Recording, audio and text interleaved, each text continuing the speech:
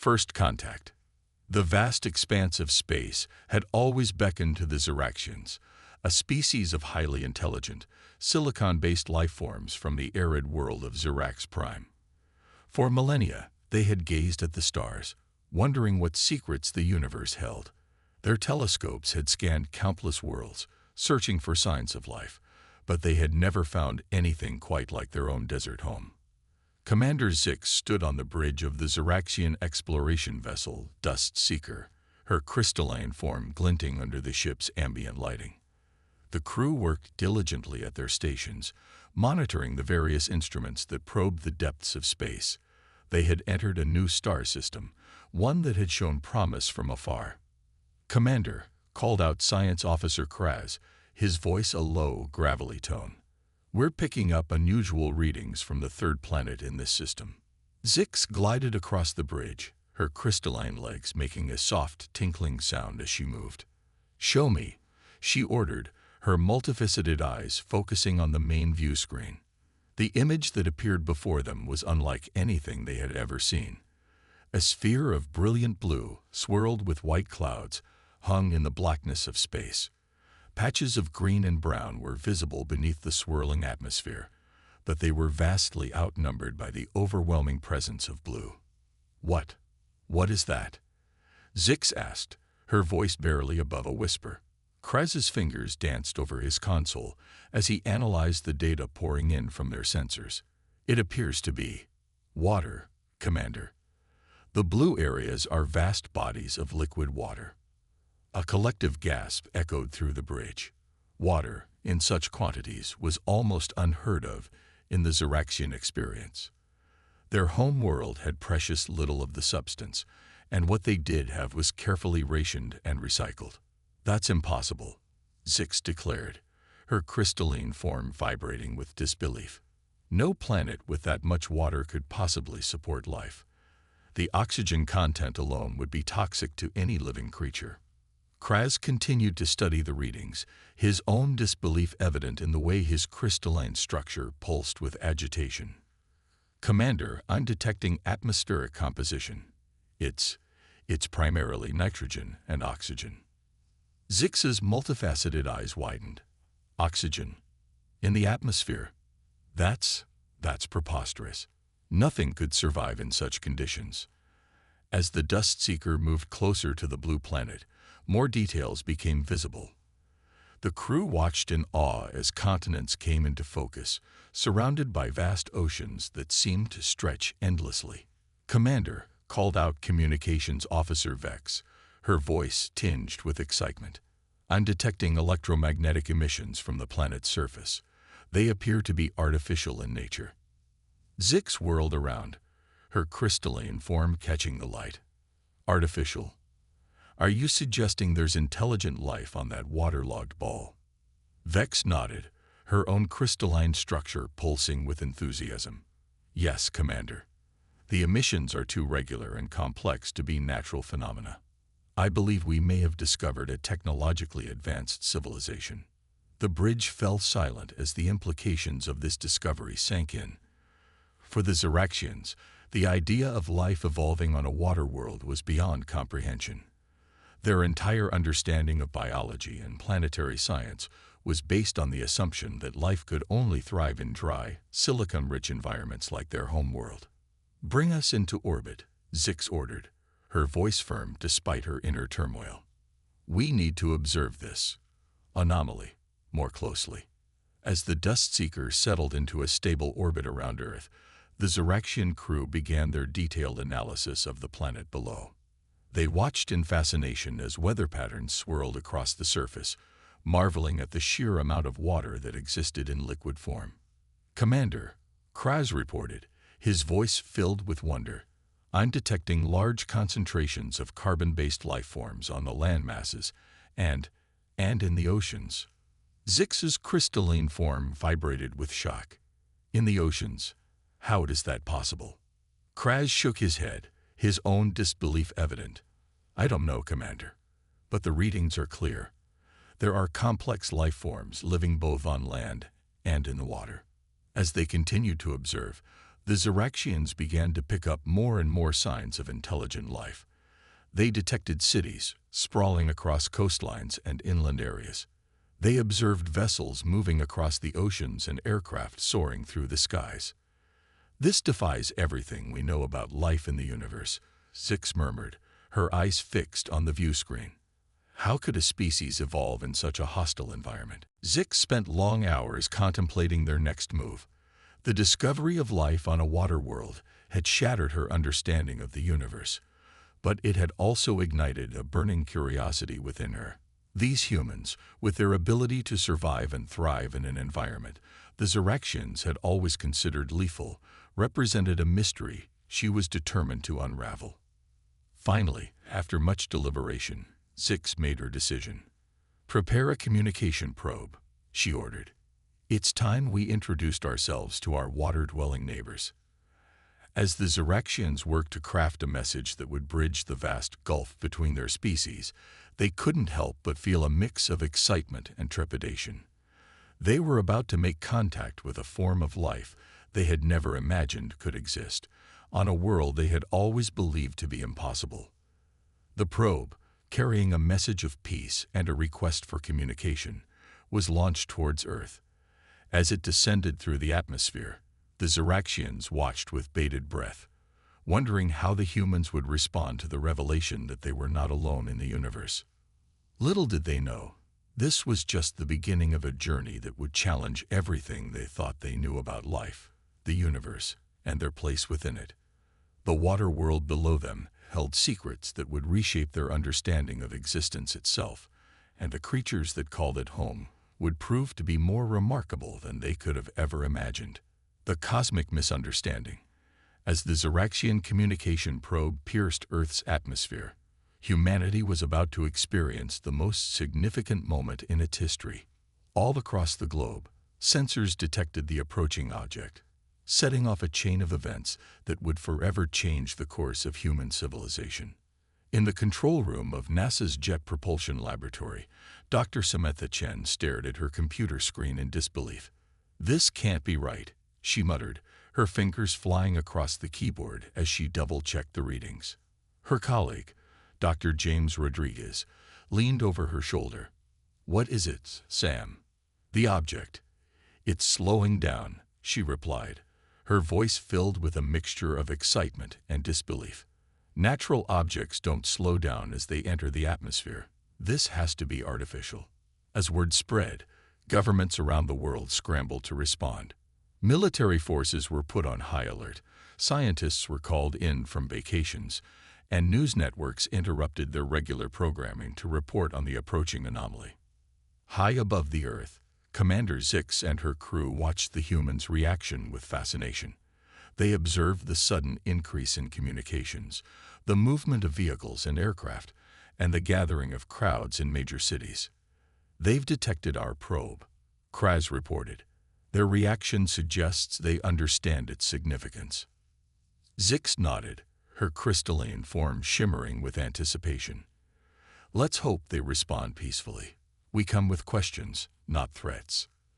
As the probe descended, it projected a holographic message into the sky above New York City. The image of Commander Zix, her crystalline form alien yet somehow beautiful, appeared in the air, visible for miles around.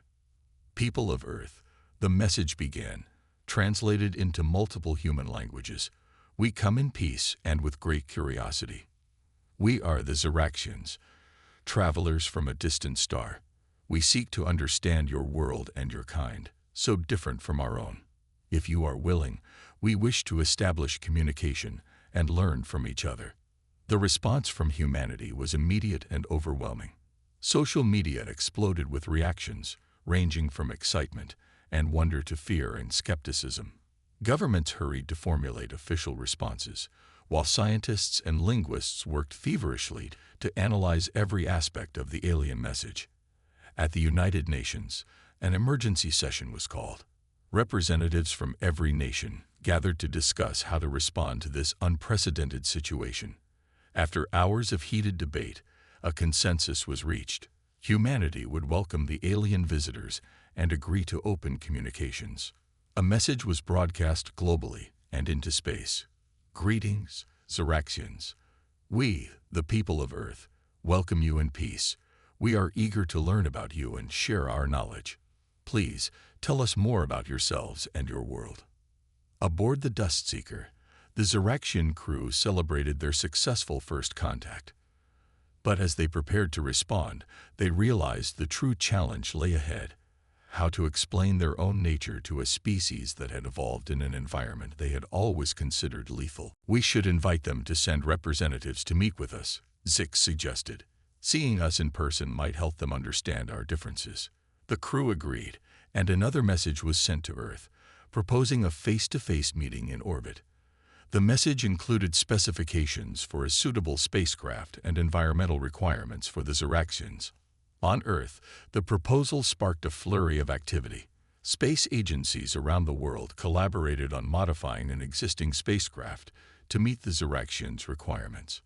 A team of diplomats, scientists, and linguists was hastily assembled and prepared for the historic mission. As the day of the meeting approached, both species found themselves grappling with a mix of excitement and apprehension. The humans wondered what these crystalline beings would be like in person, while the Zeraxians tried to imagine how they would interact with creatures that were mostly water. Finally, the human spacecraft, christened Unity, launched from Earth, carrying the carefully selected team of representatives. As it approached the Dust Seeker, both crews watched with bated breath. The docking procedure was tense but successful. As the airlock cycled, Commander Zix and her team stood ready to greet their visitors. The inner door slid open, revealing the human delegation. Dr. Chen, who had been selected to lead the scientific team, was the first to step forward. Her eyes widened as she took in the alien forms before her. "Greetings," she said, her voice filled with awe. "We come in peace and friendship." Zix stepped forward, her crystalline body catching the light. "Welcome, humans," she replied, her voice translated by a device on her form. "We are honored to meet you." As the two groups began to interact, the fundamental differences between their species became immediately apparent. The humans marveled at the Zeraxians' crystalline structures, while the aliens were fascinated by the humans' soft, water-filled bodies. "Your world," Zix began, "it's so different from ours. How do you survive with so much water?" Dr. Chen smiled, realizing the depth of the misunderstanding between their species. "Water is essential to our life," she explained. "Our bodies are mostly water, and we need it to survive." The Zeraxians were stunned by this revelation. The very substance they had always considered a deadly threat was the foundation of human life. As the meeting continued, both sides shared information about their worlds, their biology, and their technologies. The humans were amazed to learn about the silicon-based biology of the Zeraxians and their arid homeworld, while the aliens struggled to comprehend the complexity of Earth's ecosystems and the role of water in sustaining life. "But the oxygen," Kraz interjected at one point. "How do you tolerate so much of it in your atmosphere?" Dr. Rodriguez, the team's biologist, explained the process of respiration and how oxygen was crucial for human cellular function. The Zeraxians listened in astonishment, their understanding of life in the universe expanding with each new piece of information. As the meeting drew to a close, both sides realized that this was just the beginning of a long and fascinating journey of discovery. The cosmic misunderstanding that had initially separated them had become a bridge, linking two radically different forms of life in a shared quest for knowledge. Commander Zix addressed the human delegation one final time before they departed. "We came here believing we knew the limits of life in the universe," she said, her voice filled with humility. "You have shown us how much we have yet to learn. We look forward to continuing this exchange and growing in understanding together." Dr. Chen nodded, her eyes shining with excitement. "As do we, Commander. This is the beginning of a new era for both our species. Together, we can explore the stars and unravel the mysteries of life itself." As the human spacecraft undocked and began its journey back to Earth, both the Zeraxians and the humans felt a profound sense of change. The universe had suddenly become a much larger, more diverse, and more wondrous place than either species had ever imagined. On Earth, the news of the successful meeting sparked a global celebration. Humanity united in a way it never had before, with people of all nations and backgrounds coming together to marvel at the wonder of first contact. Aboard the Dust Seeker, the Zyraxian crew found themselves reevaluating everything they thought they knew about life and the universe. Their mission of exploration had yielded far more than they had ever anticipated, and they knew that their society back home would be forever changed by what they had discovered. Cultural exchange and scientific breakthrough. In the months that followed the historic first meeting, both humanity and the Zyraxians threw themselves into a frenzy of cultural exchange and scientific collaboration. The initial shock of their differences gave way to an insatiable curiosity on both sides. On Earth, universities and research institutions scrambled to establish new departments dedicated to Zyraxian studies. Linguists worked tirelessly to refine translation algorithms, while biologists and chemists delved into the intricacies of silicon-based life.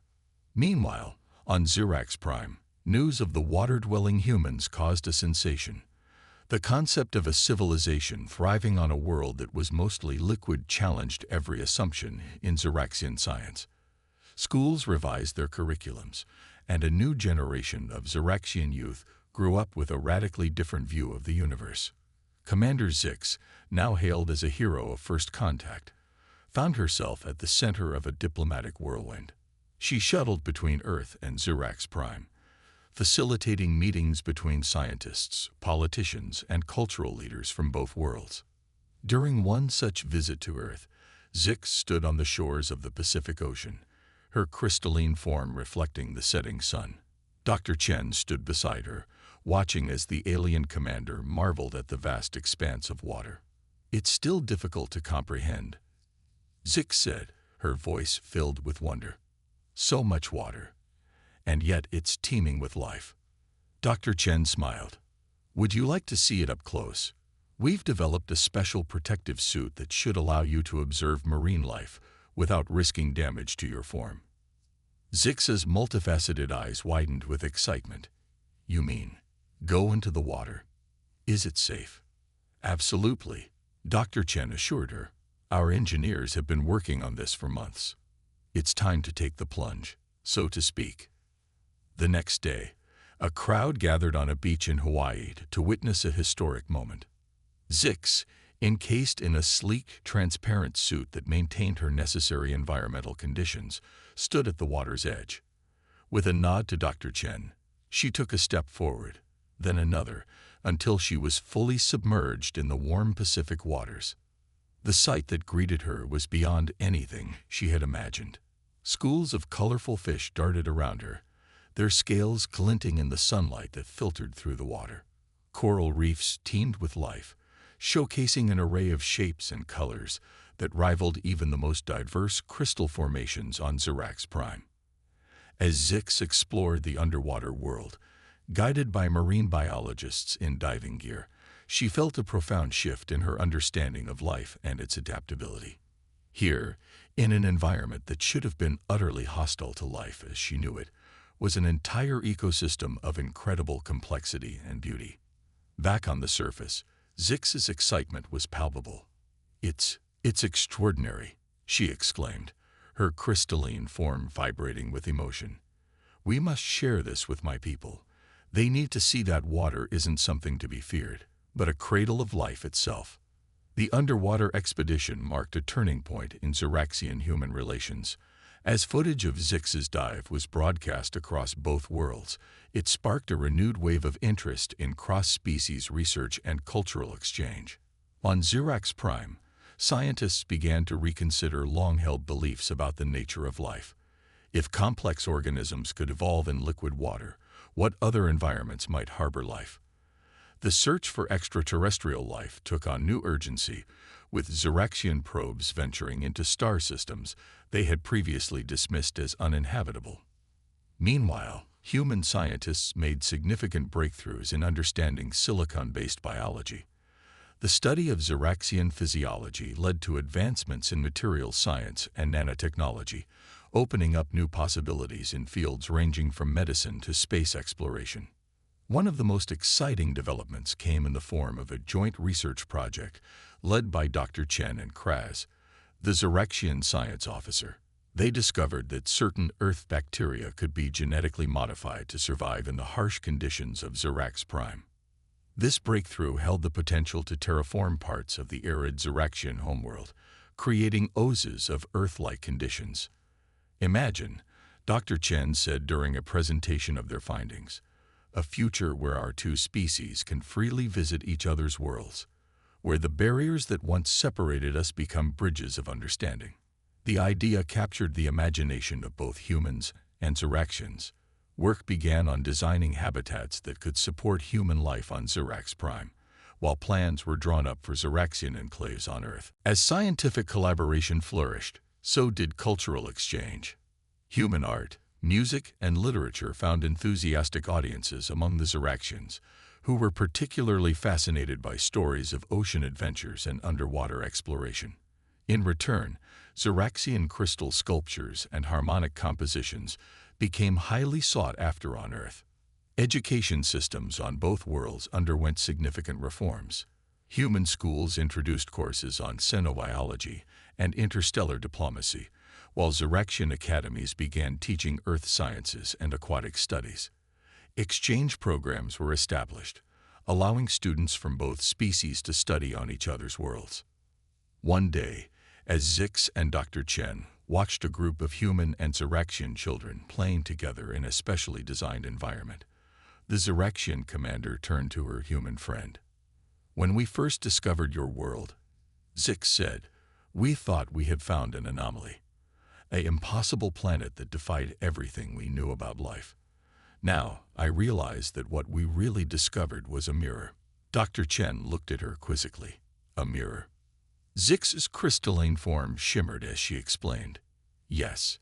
In your world, so different from ours, we saw reflected the true nature of life itself, its incredible diversity, its adaptability, its resilience. You've shown us that life isn't limited by our preconceptions. It finds a way, whether in the driest desert or the deepest ocean." Dr. Chen nodded, understanding dawning in her eyes. "And in that reflection, we've both grown. Our differences haven't divided us. They've united us in our shared quest for knowledge." As they watched the children play, human and Ziraxian alike, both felt a sense of hope for the future. The cosmic misunderstanding that had initially separated their species had given way to a partnership that promised to reshape their understanding of the universe. The cultural exchange and scientific breakthroughs of these early years were just the beginning. As humans and Ziraxians continued to learn from each other, they began to look outward, towards the stars. Together, they dreamed of exploring the galaxy, seeking out new life and new civilizations, armed with the knowledge that life could thrive in the most unexpected places. The fear of water worlds that had once gripped the Ziraxians had transformed into a passion for discovery. And for humanity, the realization that they were not alone in the universe had ignited a new era of unity and purpose. As the sun set on another day of shared discovery, both species looked to the future with excitement and wonder. The universe, they knew, held more surprises than either of them could imagine. And together, they were ready to dive in and explore its depths. Crisis and collaboration. The era of peaceful exchange between humans and Ziraxians had lasted for nearly a decade when the first signs of trouble appeared. It began with subtle shifts in stellar radiation patterns, barely noticeable at first. But as months passed, the changes became impossible to ignore. Dr. Chen, now the head of the Earth-Zirax Scientific Cooperation Initiative, pored over the data with growing concern.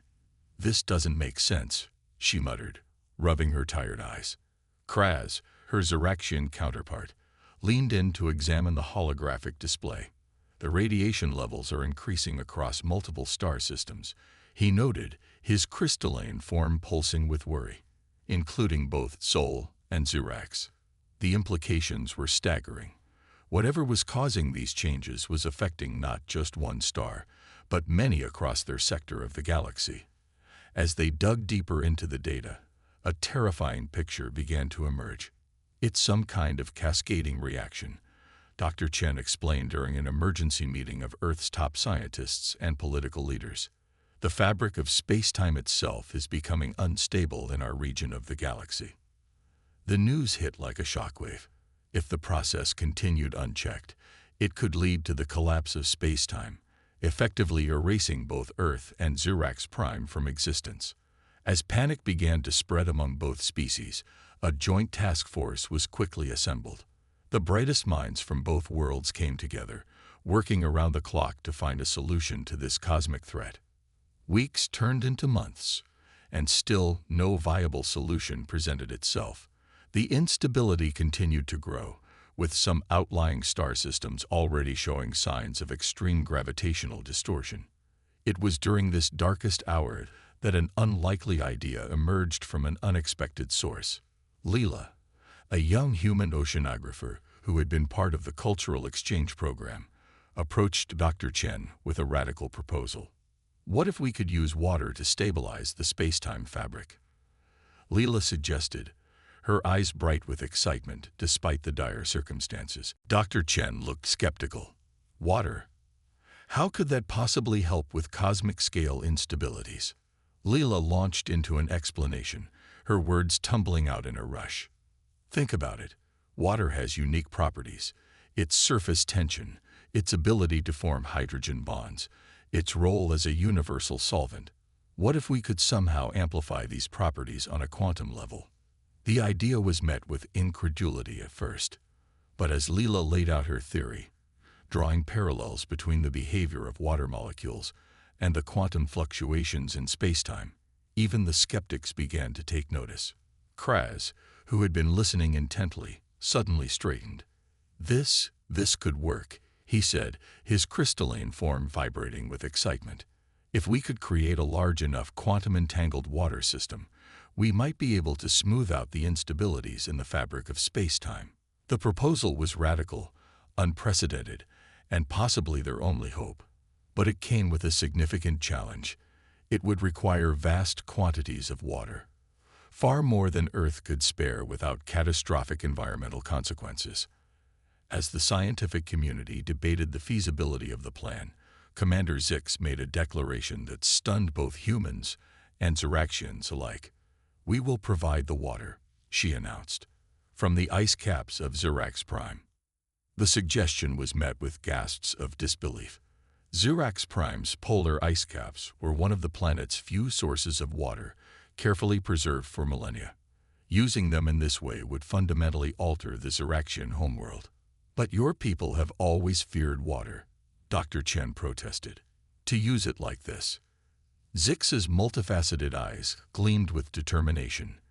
"We once feared water because we didn't understand it. You've shown us its power, its importance to life. Now, it may be the key to saving both our worlds. If we must sacrifice our fear to ensure our survival, then so be it." The decision was made. A massive joint operation began, with human and Ziraxian engineers working together to design and build a device capable of quantum entangling astronomical quantities of water. Meanwhile, Ziraxian crews began the delicate process of harvesting ice from their planet's poles. As the project progressed, both species watched in awe as massive freighters carried gleaming glaciers through space. The sight of so much water, once a source of terror for the Ziraxians, now represented hope for their very survival. The construction of the quantum entanglement device, dubbed Project Aquarius, was a marvel of cross-species engineering. Human ingenuity combined with Ziraxian crystal technology to create a machine unlike anything either civilization had built before. As the day of activation approached, tension mounted. The space-time instabilities had worsened, with some systems on the outer edges of the affected area already lost to gravitational anomalies. It was now or never. Dr. Chen and Kraz stood side by side in the control room of Project Aquarius, surrounded by a joint team of human and Ziraxian operators. Commander Zix watched from a view screen, along with leaders from both worlds. "All systems are go," reported a human technician. "Quantum resonance chamber stable," added her Ziraxian counterpart. Dr. Chen took a deep breath and looked at Kraz. The Ziraxian nodded, his crystalline form shimmering with a mix of anticipation and fear.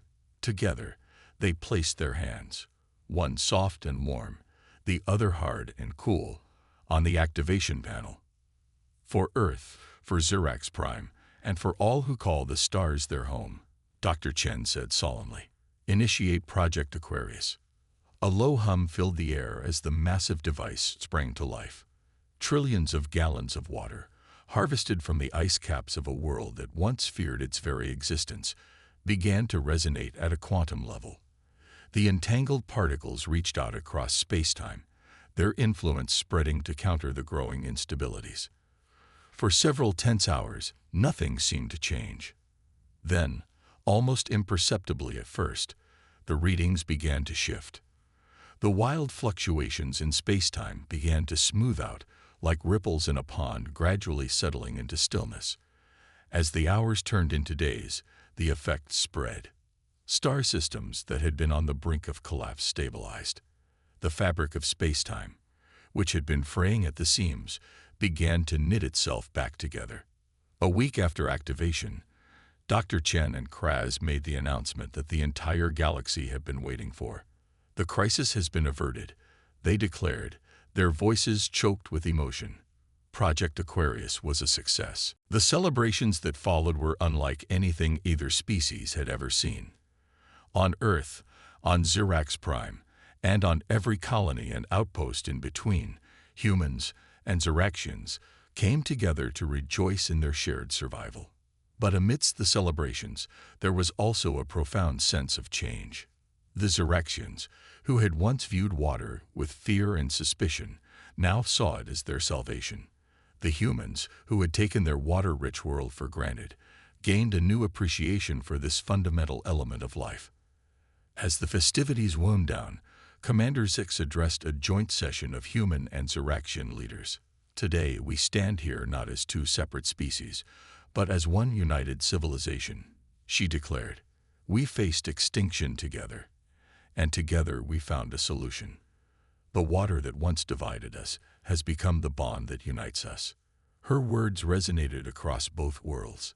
The crisis had forced both species to confront their preconceptions and overcome their deepest fears.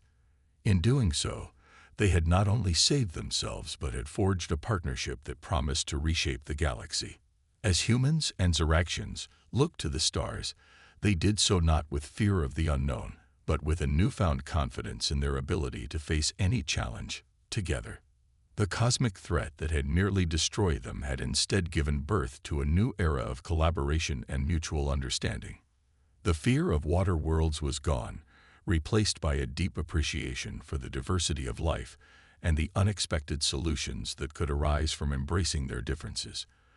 As they stood on the brink of a new age of exploration and discovery, both species knew that whatever the universe might throw at them, they would face it united, one civilization, born of the desert and the ocean, ready to dive into the cosmic depths together. A new era of galactic understanding. The successful implementation of Project Aquarius marked the beginning of a new chapter in the joint history of humanity and the Ziraxians. The collaborative effort to save their worlds from cosmic destruction had forged an unbreakable bond between the two species, transcending their physical differences and reshaping their understanding of the universe. In the years that followed, both Earth and Zirax Prime underwent significant transformations. The Ziraxian homeworld, once a desert planet with carefully rationed water resources, now boasted sprawling oases and verdant valleys, thanks to the terraforming techniques developed in conjunction with human scientists. The ice caps, partially depleted for Project Aquarius, were slowly being replenished through advanced water reclamation technologies. On Earth, Ziraxian crystal technology had revolutionized everything from computing to architecture.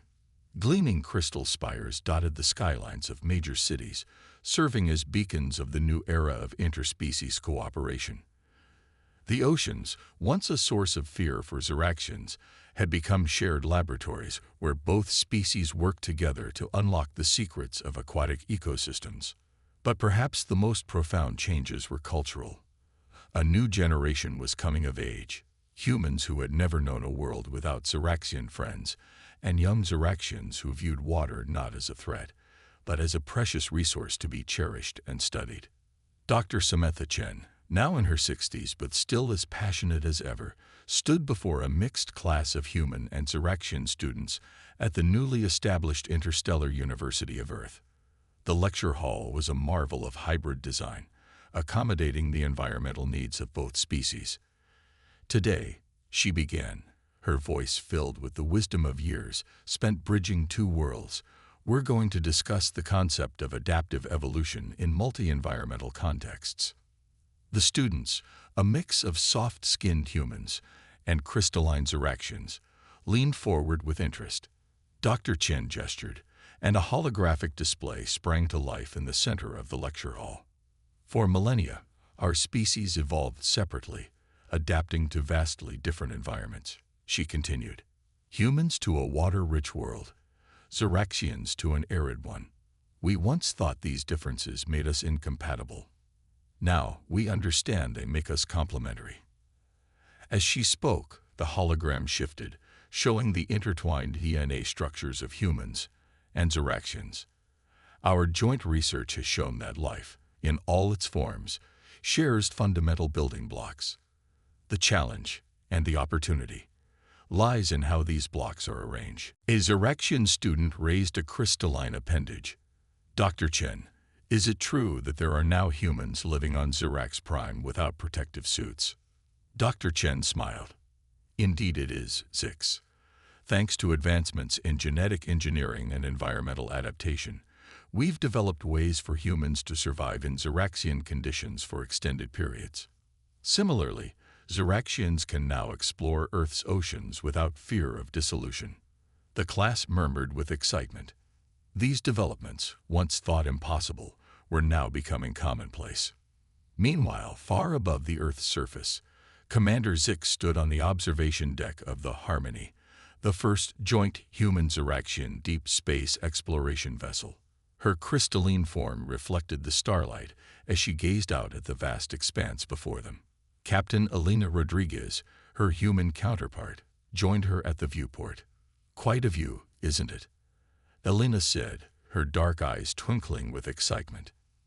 Zix nodded, her multifaceted eyes taking in the stellar panorama. It never ceases to amaze me, she replied. To think, not so long ago, my people believed the only life in the universe existed on dry, rocky worlds like ours.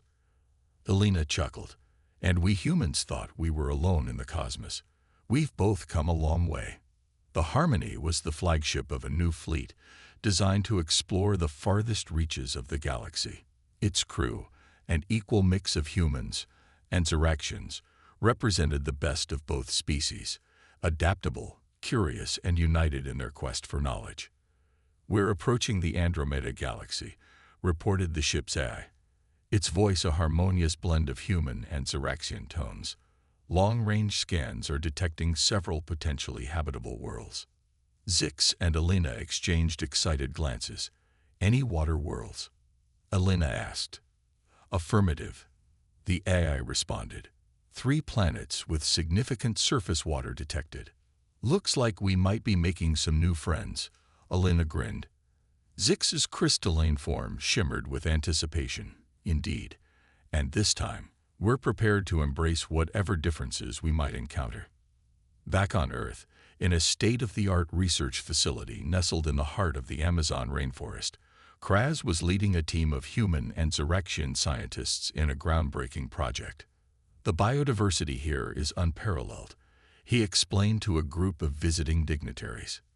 By studying the adaptations of Earth's rainforest species, we're developing new technologies to help terraform arid worlds. He gestured to a series of experimental plots where Xeraxian crystal formations intertwined with Earth vegetation. We're creating hybrid ecosystems that can thrive in a wide range of environments. Imagine jungles on Xerax Prime, deserts teeming with life on Earth. The possibilities are endless. One of the human diplomats raised an eyebrow. And you're comfortable with these changes to your homeworld? Kraz's crystalline form pulsed with what the humans had come to recognize as amusement. Comfort is irrelevant in the face of progress, he replied.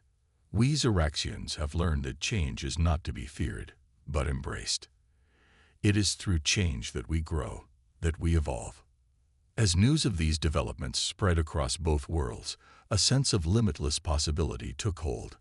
The fear and mistrust that had initially marked the encounter between humans and Ziraxians had given way to a deep mutual respect and an unquenchable thirst for shared knowledge. Universities on both planets were flooded with applications from young humans and Ziraxians eager to study xenobiology, interstellar diplomacy, and adaptive environmental engineering. Cultural exchange programs flourished, with human artists creating stunning works inspired by Ziraxian crystal formations, while Ziraxian composers incorporated the sounds of Earth's oceans into their harmonic compositions. In orbit around both Earth and Zirax Prime, massive space stations served as neutral meeting grounds where representatives from both species could come together in environments tailored to their needs. These unity stations became symbols of the new era of cooperation, hosting scientific conferences, cultural festivals, and diplomatic summits. As the years passed, the partnership between humans and Ziraxians bore fruit in ways neither species could have imagined. Their combined knowledge and resources allowed them to tackle challenges that would have been insurmountable alone. Climate change on Earth was reversed using Ziraxian atmospheric manipulation techniques. The harsh deserts of Zirax Prime were transformed into lush, water-efficient ecosystems inspired by Earth's arid regions. Both species worked together to develop sustainable energy sources, eliminating their reliance on fossil fuels and ushering in an era of clean, abundant power. But perhaps the most profound impact was on their shared view of the universe. The realization that life could thrive in environments once thought hostile opened up new avenues of exploration and discovery. The joint human-Ziraxian space program pushed ever outward, encountering new worlds and new civilizations, always approaching with open minds and open hearts.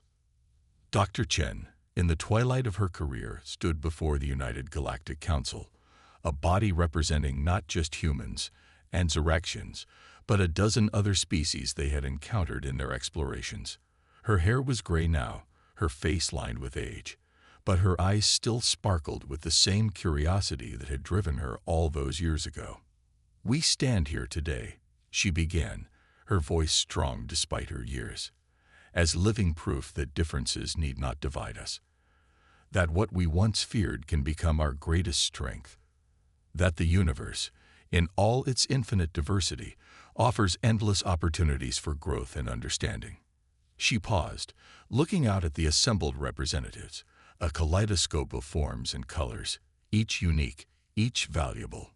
"When we first encountered the Ziraxians, we thought we had nothing in common. We were wrong. We had the most important thing in common, a desire to learn, to grow, to reach out beyond ourselves. That desire has led us here, to this moment, where we stand united not just as individual species, but as citizens of a vast and wondrous galaxy." As applause filled the chamber, Dr. Chen smiled. She thought back to that first meeting with Commander Zix, to the fear and uncertainty they had both felt, how far they had come since then, how much they had learned. And as she looked out at the faces, human, Ziraxian, and a dozen others, she knew that this was just the beginning. The universe was vast, full of wonders waiting to be discovered. And together, united in their diversity, they were ready to dive in and explore its depths. The fear of water worlds that had once gripped the Ziraxians was now nothing more than a distant memory, a reminder of how far they had come. And for humanity, the realization that they were not alone in the universe had transformed them from a species divided to one united in a common purpose. As the council session ended and the representatives filed out, Dr. Chen found herself standing next to Commander Zix. The Ziraxian's crystalline form had changed over the years, adapting to allow her to spend more time in Earth-like environments. "Did you ever imagine it would turn out like this?" Dr. Chen asked, gesturing to the diverse crowd around them. Zix's multifaceted eyes sparkled with amusement. "Never," she admitted. "But I'm glad I was wrong." Dr. Chen laughed. "So am I, old friend. So am I." Together, the human and the Ziraxian walked out into a future bright with possibility. A future they had built together, one drop of water, one grain of sand at a time.